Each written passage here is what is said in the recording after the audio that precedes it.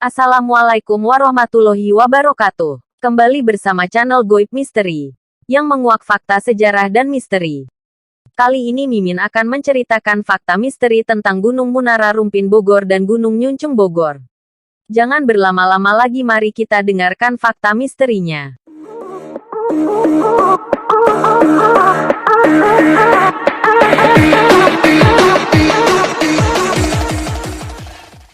Gunung Salak serasa sudah menjadi ikon Kabupaten Bogor. Namun jangan salah, terdapat jejeran gunung dan perbukitan yang mengelilingi Bogor. Beberapa gunung atau perbukitan yang mempunyai cerita mitos yang tidak kalah dengan Gunung Salak Bogor adalah jejeran gunung yang berada di daerah Rumpin Kabupaten Bogor. Salah satu gunung yang cerita mitosnya tidak kalah seru dengan Gunung Salak adalah Gunung Munara Rumpin dan Gunung Nyuncung Rumpin. Gunung Munara Rumpin terletak di 40 km di barat daya Jakarta dan 12,1 km di sebelah barat dari daerah Parung Kabupaten Bogor, atau lebih tepatnya di Kampung Sawah, Rumpin, Kabupaten Bogor, Jawa Barat. Gunung Munara memang tidak terlalu tinggi, tapi trek yang dilalui untuk mencapai puncaknya terbilang cukup menantang. Cocok untuk dijadikan sebagai tempat untuk para pendaki pemula atau sebagai pemanasan sebelum mendaki gunung yang lebih tinggi. Berbeda dengan gunung lainnya yang memiliki ketinggian menjulang tinggi ke langit, tetapi Gunung Munara tidak seperti gunung pada umumnya dan mungkin lebih cocok dinamakan bukit, karena ketinggian Gunung Munara ini sendiri hanya memiliki ketinggian 300 meter di atas permukaan laut. Gunung Munara memiliki 3 pos pendakian dan 3 puncak. Ketiga puncak itu dinamakan Puncak Batu Belah, Puncak Batu Azan dan Puncak Batu Bintang. Diperlukan waktu sekitar 1 hingga 2 jam untuk bisa mencapai puncak dengan melewati jalur yang didominasi jalanan yang cukup menanjak juga terjal. Di setiap pos tersebut kita akan disuguhi pemandangan beberapa gua yang dipenuhi oleh akar-akar raksasa yang berasal dari pohon yang ada di sekitarnya. Dari puncak Gunung Munara, kita bisa melihat pemandangan indah serta hamparan sawah dan pepohonan yang hijau. Pada saat malam hari juga bisa melihat kerlap-kerlip lampu yang berasal dari pemukiman penduduk yang ada di bawah Gunung Munara ini. Usahakan datang ke Gunung Munara pada saat pagi hari untuk mendapatkan pemandangan yang lebih bagus atau sore hari jika ingin berkemah.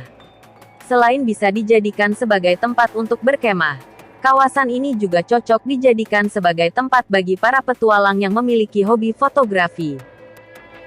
Meskipun ketinggian gunung ini tak seperti gunung lainnya, namun terdapat beberapa kisah mitos menyelimuti Gunung Munara. Mitos yang pertama, di kalangan masyarakat setempat, mereka mempercayai bahwa di Gunung Munara ini adalah tempat bertapanya si legenda, Kabayan. Seorang lelaki di Tanah Pasundan, sekarang Jawa Barat, yang terkenal memiliki sifat lucu tapi sangat pemalas, bodoh, dan anehnya dia cerdik dan mempunyai banyak akal. Selain itu, di Gunung Munara juga ditemukan jejak telapak kaki besar yang dipercaya sebagai telapak kaki si Kabayan. Mitos yang kedua, di Gunung Munara ini terdapat beberapa goa.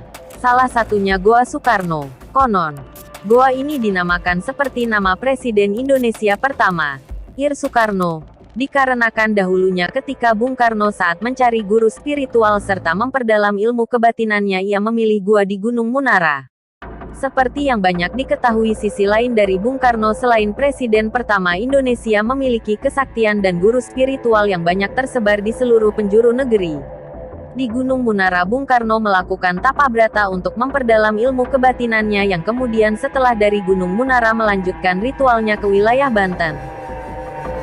Mitos yang ketiga, di Gunung Munara ini menyimpan cerita tentang jejaknya Sultan Maulana Hasanuddin Banten bin Syekh Syarif Hidayatullah Cirebon, ketika beliau belum menjadi Sultan Banten. Pada awal rencana pembentukan Kesultanan Banten yang diprakarsai oleh Kanjeng Sunan Gunung Jati, Maulana Hasanuddin sering berkunjung dan tinggal di Cirebon bersama ayahnya Sunan Gunung Jati.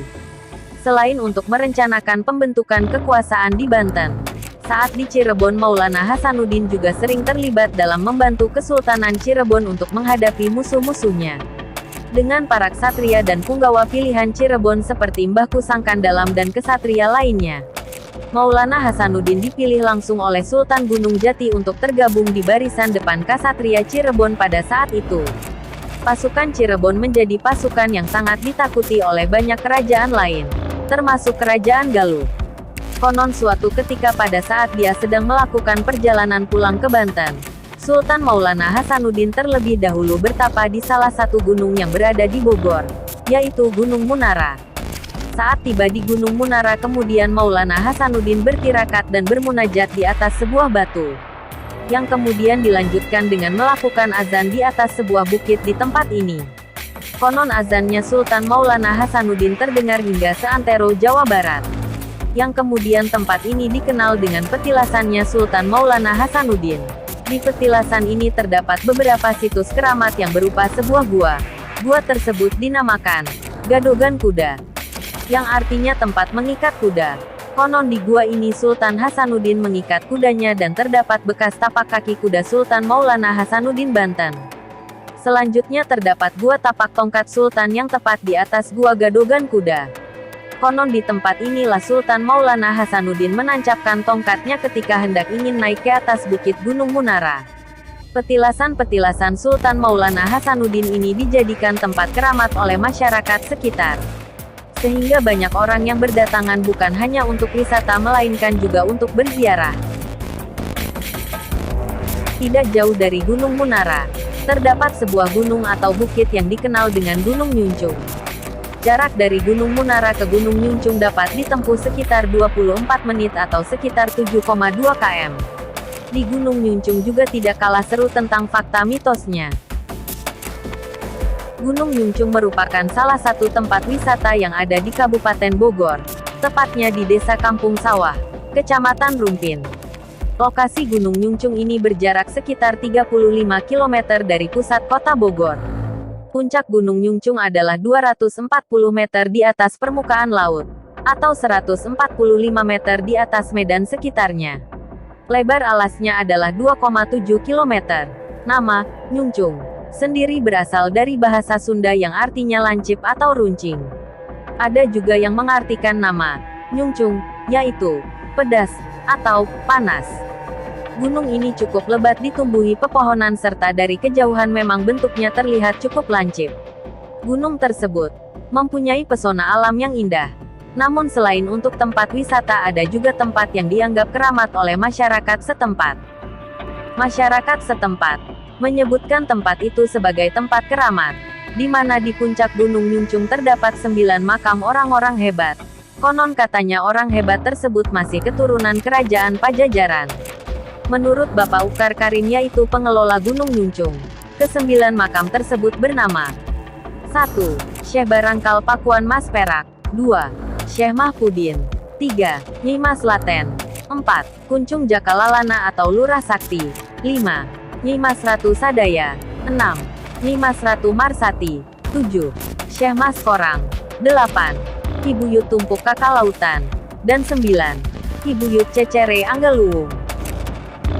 Setiap hari Sabtu dan Minggu banyak orang yang berkunjung ke makam tersebut untuk berziarah dan ada pula orang yang datang mempunyai maksud dan tujuan tertentu dari masing-masing pengunjung. Orang yang datang ke sini tidak hanya dari Kabupaten Bogor namun kebanyakan datang dari kota lain seperti Tangerang, Bekasi, Depok, Jakarta dan kota lainnya. Menuju ke makam keramat ini kita tidak boleh berbicara sembarangan ataupun berbicara yang tidak sepantasnya. Selain itu juga untuk sampai ke makam keramat ini, badan kita harus bersih dan harus mempunyai wudhu. Selain makam keramat, terdapat juga mitos tentang sosok ular raksasa sebesar gulungan kasur yang merupakan penunggu Gunung Nyuncung ini. Menurut pengakuan Ukar Karim, sekitar tahun 1975, Ukar mengaku pernah melihat ular besar yang turun dari gunung untuk minum dan ukurannya sebesar gulungan kasur, berwarna hitam polos. Tak hanya itu, ia juga menceritakan saat orang tuanya dulu takut untuk memperbaiki kolecer atau baling bambu, sehingga orang tuanya pun menyewa pekerja untuk naik ke atas dan membuka kolecer.